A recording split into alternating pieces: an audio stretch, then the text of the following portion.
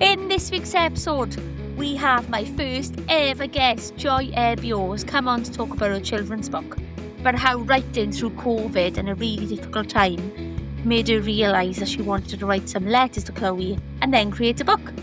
Also, for the first time ever, you get to watch us. I have recorded a video of the podcast as well, which is able to watch on YouTube. If you want the link, it's on my website or in the bio of this description. Just a reminder before we get into things, to follow me on Instagram, Miss Brightside25, and you'll find a link in my bio to sign up to my emails. But don't worry, I won't spam you. I haven't got that much time to write emails. So, let's get into it. Welcome back to Miss Brightside, the power of positivity. Exciting day today. We've got a wonderful Joy Ebbio here who's come to talk about her lovely book. Look at this. It's going to be totally chilled and relaxed. Me and Joy know each other from many years. We just got to have a little chat and a little cup of tea. Cheers, Joy. Cheers. So, I've got my little questions because I'm pretending I'm all profesh. And then we're just going to go in the flow. So, do you want to tell us a little bit about you, Joy? Me? What you're all about, and yeah. I am Joy Ebbio, and I am here because Lisa asked me to come on to talk about my book the day I met someone new. I'm a very newly, I don't know, a new author then. Self-published author. Yes, you are. Yeah. How amazing is that? I'm sitting here with an author like of her own children's book, which should be celebrated because it's absolutely fantastic. Thanks, Lee. It is. I read it. I loved it. I've got a favourite bit of the book which we'll talk about later. My favourite page. How do me and Joy know each other is a good question. So many moons ago, I like that saying, many moons ago. Because it is many moons ago. Don't know whether you can see our wrinkles in there, but we've got little ones up really. Yeah. Honestly, it's been a journey. If you're a millennial, you'll know Joy was the inspiration actually. She was the fashionista of the little gang, where we used to go up to. It was the summer GCSE summer. Take me back, please. Take me back, GCSE summer. We met through my best friend Claire. Yes. You were in school together. Yes. And I just became part of the gang because, as the ones who already listen to the podcast will know, I was just a bit lost, didn't really know where I was going. So I just tagged all the Claire's friends. And then they became my friends. Yes. And that was the longest summer of our lives. Yeah, it was. It was just like, felt like it lasted forever. Yes. We used to go to the park. Yeah. The park. Yeah. Where else did we used to go? Just wandered the streets. We used to go to Tesco. I always remember going to Tesco, getting snacks and then walking up to Arthur Park. Yes. We used to walk everywhere. Everywhere. No money for taxis. No. And we'd always jump on the train. Now, I'm not saying that you should be doing this, but we'd always jump on the train in Merthyr and get off from Henton Park because we'd try and beat the conductor so we didn't have to pay. No pay. No money because we didn't have any. No. I love it. Yeah. And then, so we used to sit up bed and we just for hours. I don't know exactly what we did. You used to play rugby a lot. Did I? Yeah, do you remember that? I can't remember. Well, I wouldn't say proper rugby. No, just no, playing. Not contact, just playing about, throwing the rugby ball around. And I just felt like we spent endless summer sitting. Because it wasn't just us, it was like a mix. It was girls and boys, wasn't it? Yeah. So it was a lovely mix of like a friendship group, really. Oh, definitely, yeah. And a long summer of it. I was. And then if we had enough money, then we'd go to the cinema. Yeah. That would be a super treat. Yeah. Yeah. It's mad, isn't it? And then your cousin came down from Scotland, spent time together. Yeah. It was just mad. It was a summer of madness. Before we had to come adults and pick things and do pay for stuff. And Jess said, go back to what Joy was the inspiration for many years then, when if you're a millennial, you will know beads, matching belt, matching shoes and a bag. Yes! I love it. And we'd always be in Joy's house and be like, oh, can I swap your belt? Yeah. Yeah. Can I swap your beads? Yeah. Like, I know red beads tonight. And Clay be like, right, I need my yellow ones. Crazy. It's mad and you forget these things. That's a lovely memory, Lise. I was thinking of that. Really nice memory. Yeah. And your mum would always be like, yeah, come in. Oh, my house is an open house, you know that. Welcome in. I love it. Yes. I love it. So that's how me and Joy know each other. Mm-hmm. And and it's led us to being 37, sitting on a settee together with a cup of tea on a podcast. 37? Oh, sorry. I don't know.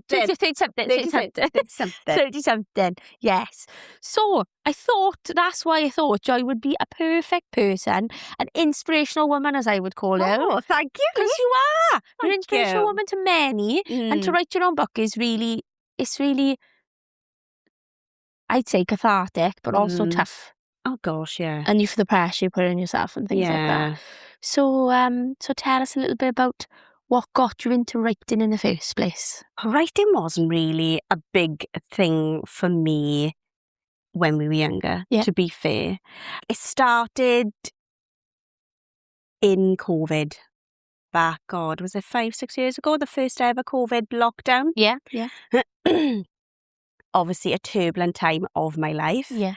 And I looked to my friends and family at the time for advice and guidance and things like that. And I think I exhausted them, basically. I exhausted them of whatever advice they could give. And I didn't want to exhaust them anymore. Yeah. So I just took pen to paper and my writing started there. In the darks of the night. Okay. That is where I had a big love for writing. Really? So it was a bit like your escape then. Oh my gosh, definitely, Lise. It was an escape. Nowhere was open, to be honest. Yeah. And obviously, like I said, it was a turbulent time of my life. You would then go out for a meal with your friends or go for a little drink. Yeah. COVID obviously stopped that. Yeah. Another time as well, I don't think you could go to and from houses. Yeah, there's not you had to stay in your own little bubble. So in that bubble was where I just wrote a lot. That was where I, like you said, escaped a little bit and found a joy in that. Yeah. It was like a bit of a therapy and a bit of very much therapeutic, very much. I had something, it's quite lonely, you know. COVID for a lot of people was quite lonely. Oh, absolutely. But once Chloe was in bed and that routine was over, it was just me, really. I read a lot of books, which again comforted me, you know. Yeah. But in writing, it was like I was talking to someone. Yeah. No, and I had someone to talk to. Yeah. But it was just paper and pen, really. Yeah. It was just, and it was quite a mood writing as well. So if I was angry, I'd be like, da, da, da, da. Yeah. If I was happy, I'd be like, you know. It was very much a emotional writing period then of the time for me. Yeah. Have you kept all that stuff you've written down? I've kept some. Yeah. I've kept a lot, really, but some I look back and I think, you must have been going through a lot, love. Yeah. And there was one piece I wrote and I was just towards alcohol and I was just in hate of alcohol because it had taken someone, stole someone from me. So that piece, I always get emotional looking back. Yeah. And sometimes I don't want to read it. No. Because I don't want it to take me back there. Do you know what I mean? Yeah. But then there's some, like I used to do like letters to Chloe and things like that. And I think, oh God, I'd love for her to read this right now. Obviously she was only 2, but obviously then I can keep it for the future and then she could maybe understand why things might have happened, the way the things have went. Yeah, because I don't think I could have told her. No. And verbalising it is really difficult. Take out the age. Trying to verbalise and talk to your daughter about how things are. If you found a magic way of communicating it through letters, how lush is that? Because it'll always be hers as well. Yeah. And when you say about alcohol took somebody from you and you don't want to read that piece anymore, I'm a great believer in burning things, and that sounds mad because that sounds a bit harsh, but like not necessarily burning as in what you've written. Yeah. But sometimes we write things up, but maybe it's never meant to be revisited, and that's okay. You have something at the time, and it shows how emotive that writing was, and how talented you are. Because when you read that, it takes you straight back there. In the future, I think I want to face it. Okay. I think I'd want to face it. Yeah. And then be done with it. Yeah, kind of yeah. thing. But But it's there for when you're ready. Yeah. It's on the back burner, and when you're ready to go back and revisit it, you can. then No, I burn like that. I know. I'm not saying you've got to burn your right in, Joy. So I was like, oh, Lisa's saying everything right, burn it. No, but like I think it's everything needs a closure, beginning and end, isn't it? Definitely. And sometimes you're not ready to close those doors, Yeah. or maybe not ready to face what's behind the door, because philosophical as it is. That is what that is. That I can read everything else. Yeah. But it's That one. and I think I'll just That keep one. it there. Yeah, innit? you can, of course you can. You can leave it if you're ready. You can leave Yeah. that door when you're ready and to face it. It's there, innit? Yeah. But it shows how, I think I can really relate to what you said about COVID, because I was single, lived on my own. At the time, we didn't know whether you could be bubbles, and like obviously it was you and Chloe. And it was just a time where we had nothing to do with ourselves. Quite lonely, escape, really lonely. And there's a funny video. I'm talking to a woodlouse in the kitchen because I'm like, this is my new pet. Look at my new pet. But that's how far we got. Like, where I think the human mind is really bizarre, because I think back now and I can't really remember a lot of it. I know it was really hard, and I know, but when I have to really think that I couldn't even walk down the street for more than half an hour, how mad is it? I did some vlogs actually they're only for me. Yeah. Maybe a little bit similar to the way you wrote. Yeah. I talk to myself. Yeah. And I watch them now, and I watched one back the other day. I hadn't washed my hair for 17 days straight. Violence. I know, but like it's because I didn't have to, so I'd started to like give up on, well, what's the point in washing my hair, because no one's going to see me. Yes. And then I realised, hang on, you still got to make an effort for yourself. Yeah. So like you lose a sense of like you, don't you? Yeah, like a purpose and stuff like that.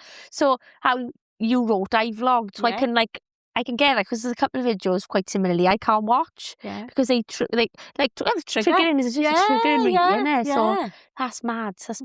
Yeah. So thank you for sharing that, because I love it. So you got into obviously writing through lockdown, and then you were doing your letters to Chloe. So what started making you think, actually, I would like to write a children? What inspired you to get there? Do you know, it wasn't in my mind at the time to write a children's book. It wasn't, when I grow older, I want to be a children's author. It wasn't that.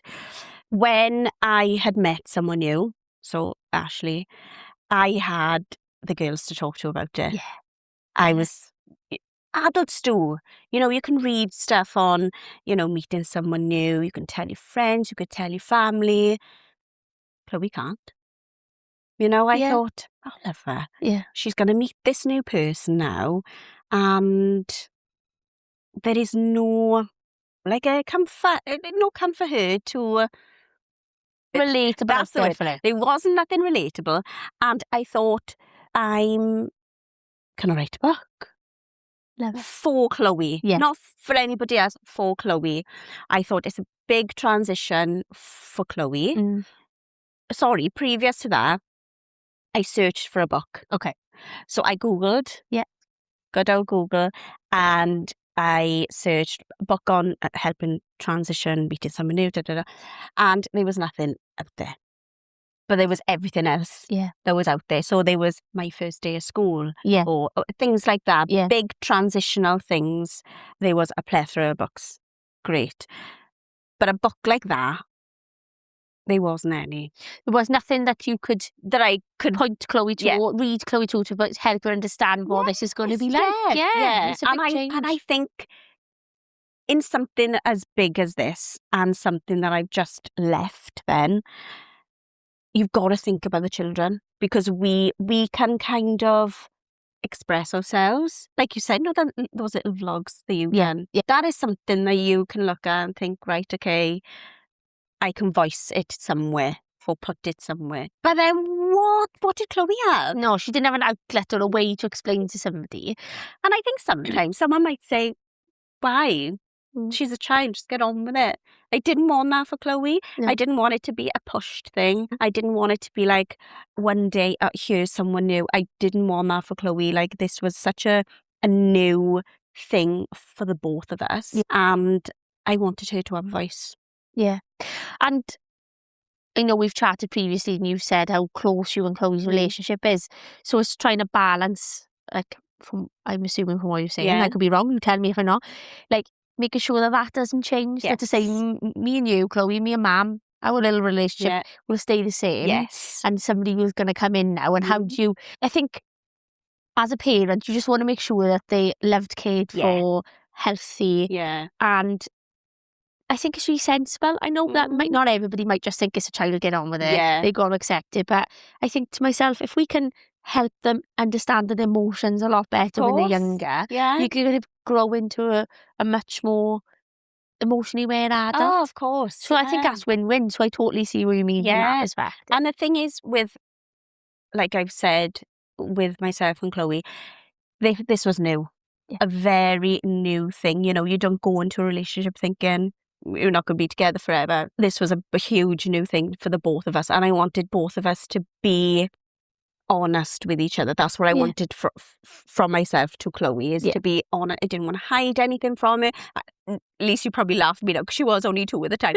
But no, you know, just because she was 2 doesn't mean that she had her own like feelings, or you know, if she said to me at the time, I don't feel comfortable, or I don't want to, or anything like that, then that would have been something else we could have looked at. But there was nothing there to, I don't know, for her to relate to.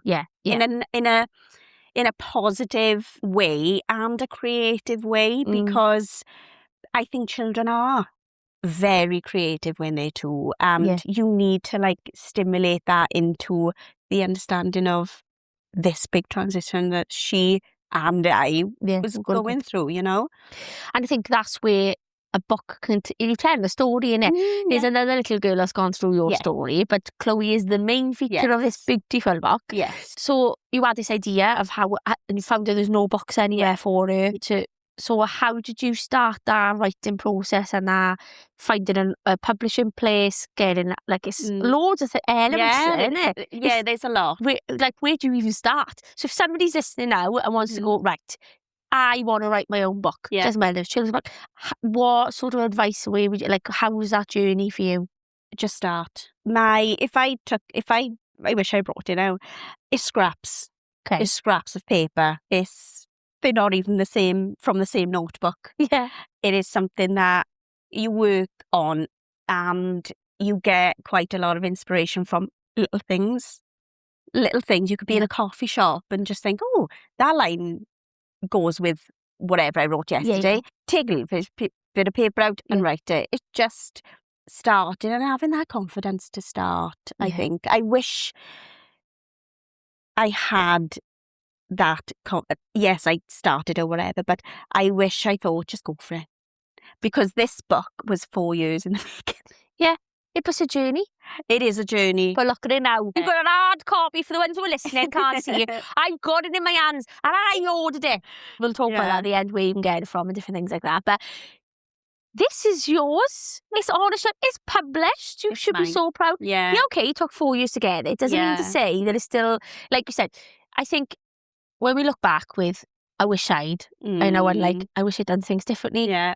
But we live and we learn. Yeah. So we take elements, but you've got you. All right, it took 4 years. But who's to say that 4 years is too long?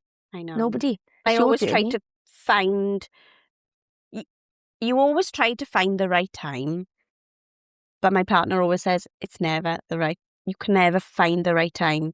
You go with your gut and you just do it. And you just get it done. If it makes you happy, then you should do it. I just, looking at it, I think, oh my gosh, that's mine. That's you, Buzz. It's mine. I love this. Is like a love letter to Chloe as well. Yeah. It's okay. For the ones who can't see Joyce getting emotional, it's because it's a love letter to her. Yeah, of course it is. Yeah, because it's a very personal thing. And I think this is why it took so many years, because it was just mine. Yeah. It was my little thing to Chloe. Yeah. And when my partner read the book, he said, Joy, this could help another little girl or another little boy. Yeah. So why don't you get it published? And I was like, no, nobody would want to read that. Yeah. And, you know, when you research into it, I've done a lot of research into it, and there is a growing number of blended families and split home families who might be going through the same thing. So why should I say no to that? Helping another child or another, you know, is something that somebody today, tomorrow, next year could be going through. So why am I saying no to something that could help? And I think it's quite a timeless book because the way you've written it and the elements that are in there, it's timeless. It's about going to the park and doing nice things and and how they're all transitions. So I think it'll be in 20 years' time, there'll be somebody reading it. Yeah, I hope so. It's a book, you know, a hope book in hopes that it'll help someone on their journey to that big transition. Yeah. Because I definitely think that was a big transition for myself. Yeah. Meeting someone new for myself, never mind, you know, Chloe or anybody really who's meeting it. Scary. I've got lots of friends who have children and they always say to me they put themselves second and they always will put their child first, which is the right thing to do. But there's times in your life where you have to put yourself first, but you're very self-aware of the impact that can have on them. But then you deserve to have joy for yourself, you know, and that, you know, you deserve happiness and that new journey forward with somebody else. I can see why that transition into writing this book for Chloe was so important because, like I said, it was new to you and new to her. Yes, Introducing somebody new to anything is hard, isn't it? Yeah. And you're always fearful, what if it goes wrong? I know. What if this, but what we don't think enough is, what if it goes right? No, what if it does go well? And how do I make that transition better? Yeah. And like how, you know, what would I change slightly if I could do it again? That's where you learn and you move forward. And I think life is just a learning curve of anything you do in life. You're not losing in anything, you are just learning. That's a big thing that I think. Oh, I like that a lot. You're not losing anything, you learn it. Yeah. I like that. Oh, I think it's going to be stolen from Joy Edwards. It's now mine. I don't know about you, but I've talked about it previously. I don't feel like an adult. No. And I'm sure that, like, I look at parents, other people who've got children and busy and they got their lives, my friends, and I always think, do they know what they're doing? And I realise now, they're winging it through parenting. Yeah, winging it. It's true.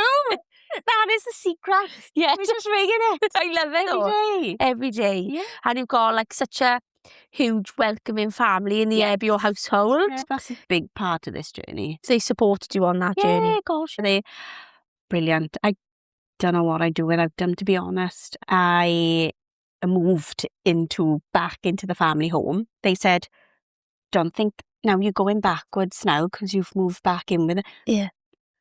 And that did not enter my mind once, going backwards. I thought, I'm not going backwards though. Yeah. I'll be going back to a safe place, a nurturing place, a place where people actually love, are filled with love, you know. Anybody who's going through this situation or thinking of moving back with their parents, please don't ever think you're going backwards, because it's just, again, learning, something that you learn. What is this chapter going to bring? Instead of, back in my method again. Yeah. And I think that's a big thing for my family. I never looked at it like that. Some people might, but I didn't. I didn't want to leave the house that I was in because I thought, oh my gosh, I failed my daughter. I can't keep a house. I cannot keep a house by myself for me. And I thought, my mother used to ring me every day, Lisa, come back now. Yeah. Come back. Yeah. Say, no, I can do it. I can do it. Come on now, Joy. Yeah. Because it was about 15 minutes drive away, which it doesn't sound a lot, but it was a lot in COVID time, Yeah. I bit the bullet. I thought, I'm moving back. Yeah. Why am I finding it hard, trying to prove a point to nobody but myself? And I moved back home, and it was the best thing I ever done. Chloe, for myself. It was brilliant. Yeah. They are my village. And I think you need your village. You gotta just not have an ego. Yeah. I was like, I can do it myself, Mum. Yeah. I'm an independent woman. I can do it. And, I bet she thought, oh, no, you need to come home. But it was, I think they love you enough to want you back. I am so grateful for that, because not a lot of people have that. No. Yeah.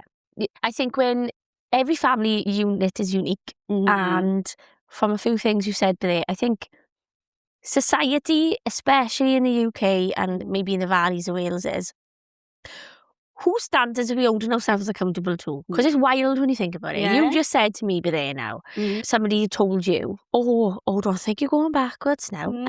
Excuse me, why does your opinion matter? Yeah. So I know they probably meant it in the kindest way. Yeah. But, and like, oh, you're not going backwards. Well, no, I'm doing what's best for me right now. Yeah. And I think it's a standard necessarily within the UK and, culturally that you have to be seen to be going somewhere. You've got to own your own home. Yeah. You've got to be living on your own. You've got to be striving for this. You've got to have the best job. Yeah. But actually, in lots of other cultures around the world, that multi-generational household is like, it's like the done thing, because it's a village that takes to raise a child. Yeah.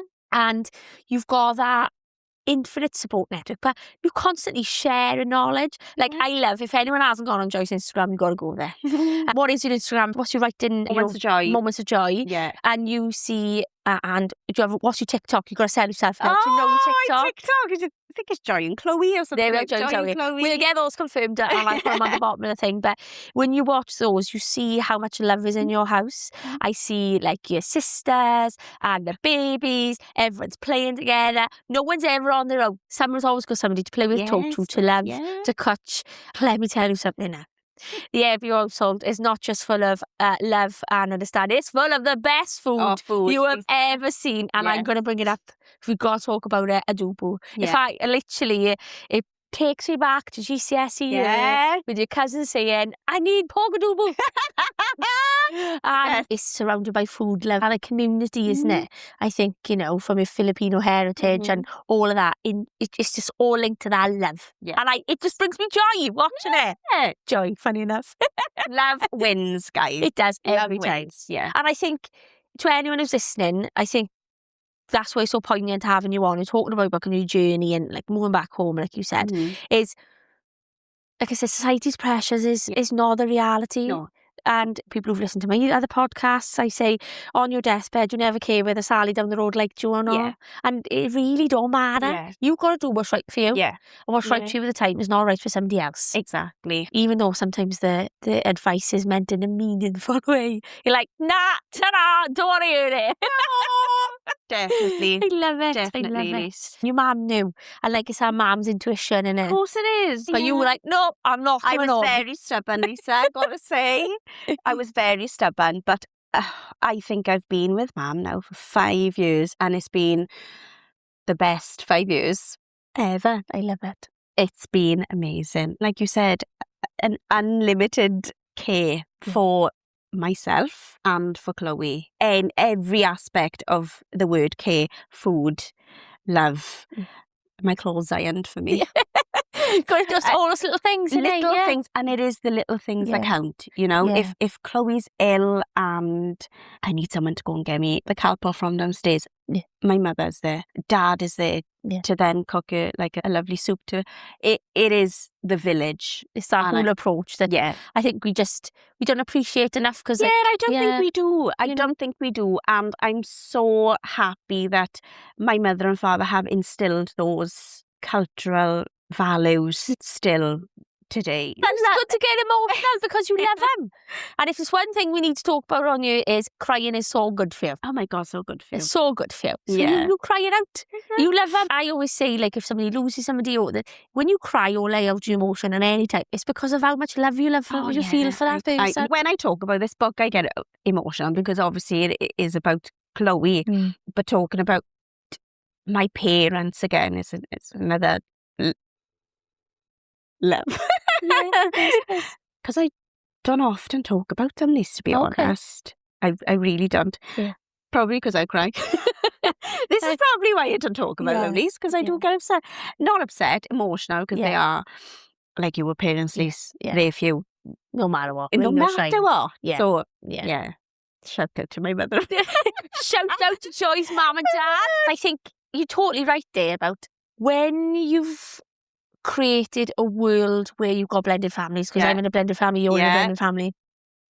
It's really takes a lot to go through that journey because we've always been, and it's not a bad thing, we are maybe the generation that started that, maybe it wasn't slightly before us, but it was very socially unaccepted that you broke up from a relationship or you did different things. Like my mum and dad, I keep guessing, it's 50-something years, how many years they've been together, and then your mum and dad is very similar length of time. When you looked at when we did spend all our summers together back in the day, lots of our family units around us were the same. Yeah. And the one or two of us who did have maybe a separate family, I've, like, even in the beginning, I was like, oh, because it was a bit unusual and strange.